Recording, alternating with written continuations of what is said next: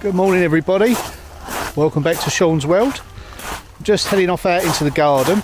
Now, I was out here earlier and it got me thinking.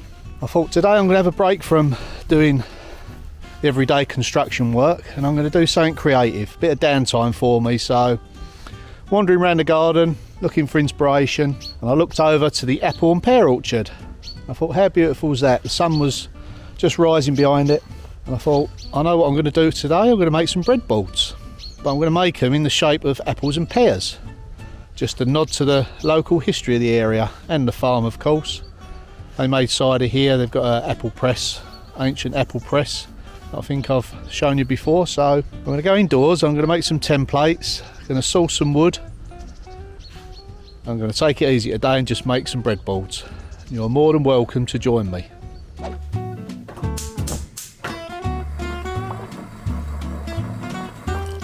Nice cup of filtered coffee. That should wake me up. Always love full cream milk, especially in my coffee.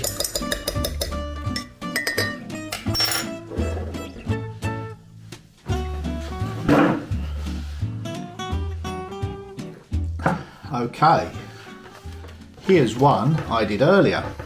What do you think? Nice stylised shape of an apple. And I've also done a pear.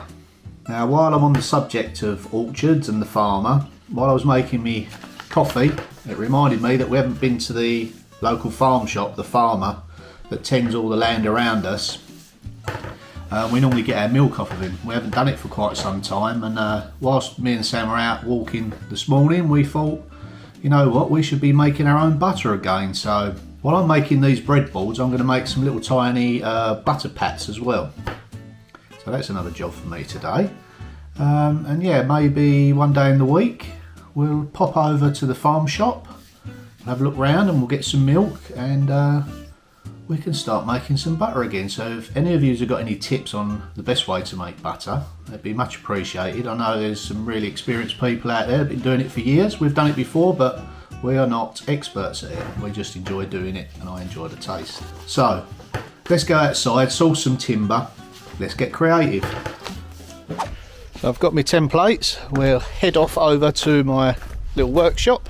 Now, I've just been told I've been inadequately clothed, so I've had to put my hat and body warmer on.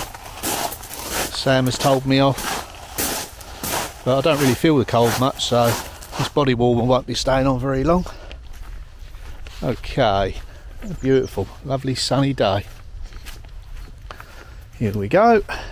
Oh yeah, forgot there's a few other projects that I've put down, and there is one of them.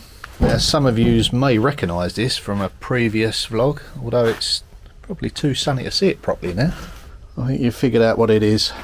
I think it's a rack for holding a saddle. So I will clean that up. That'll be rather handy to go in my boot room. Okay, let's get back to the jobbing task and go and find some wood.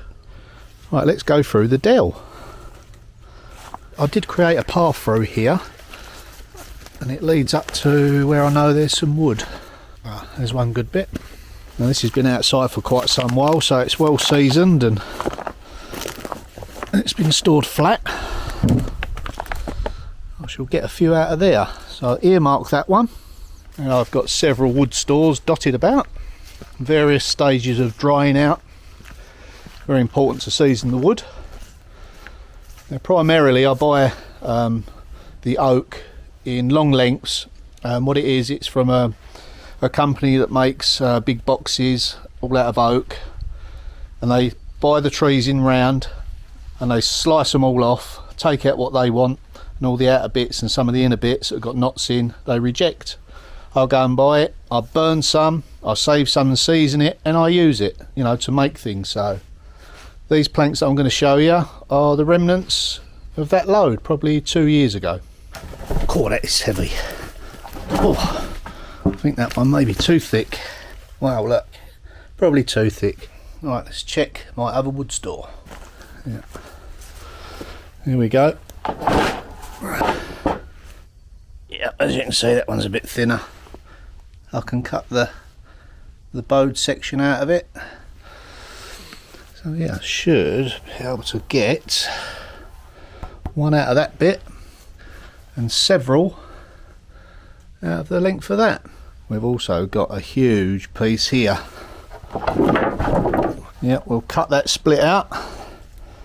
I'll get another great piece out of there. I think I'll go and bring my templates over and see how many I can get out of a length. So I think we'll get quite a few out of this. 1, 2. Yep.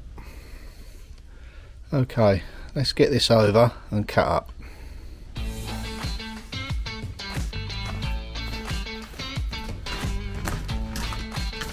So I'll get this marked up. Some I prepared earlier. Now I will do these templates either laminated or in stiff cardboard. This is just that I was too impatient. And what you normally do is inspect the material you're going to use, i.e. the board, any defects, splits. You don't want to waste a lot of time and effort into something that's going to be split at the end of it. Stay away from the edge because that's where the bark would have been and the softer timber. So we'll cut inside there. We've got plenty of material to work with this end. I'm not after a perfect edge or finish on these, so the rustic look is what I'm after. Gives you a little bit more leeway on a piece like this. Just get those traced out and we'll get on with it. Just need a rough outline. So I'll just cut it down with a skill saw just so it's a bit more manageable. Now when you're using skill saws, get the depth that you want to cut set before you plug it in. A little bit deeper than what you actually need. It's easy to forget, but it's well worth doing. So we are now at the stage where we're going to use the jigsaw. It's about 30mm, just over an inch thick. Now normally with material any thicker than this would use a fret saw. Mine's broke at the moment, so we're going to use a jigsaw. When you're jigsawing, don't force the machine through the cut. Take your time and let the blade do the work. Adjust the speed if necessary. When you're on intricate corners, fast speed, and you can lessen it down when you're on straighter lines. So there we have it. Here is the rough outline of our pear chopping board. That's the sort of thickness that we've got. Yeah, I'm really pleased with that. Once we've got it sanded, we'll give it a lick of sealant. Yeah, that's fantastic. Right, that was a bit dusty, so I'm going to have a cup of tea, keep the dust down, and I'll join you soon when we have a go at the apples.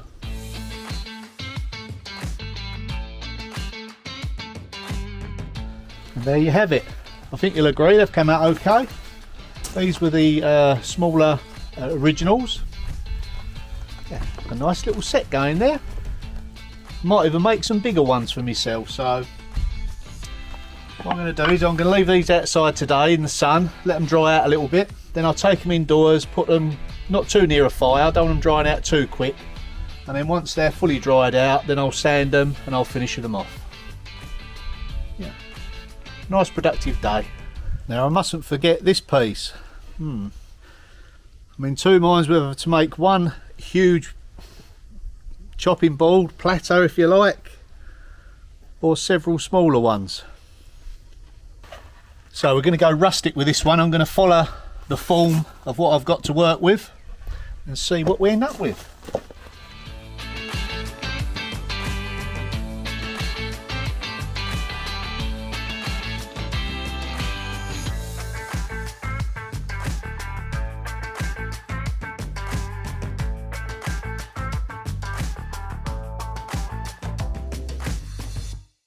So that wraps up today's video. Now if you want to play a bigger part in supporting the channel, you can head over to buy me a coffee link in the description. I'm also running a Patreon now, so if you want more behind the scenes access, head on over to Patreon. Thanks for watching, hope you enjoyed it.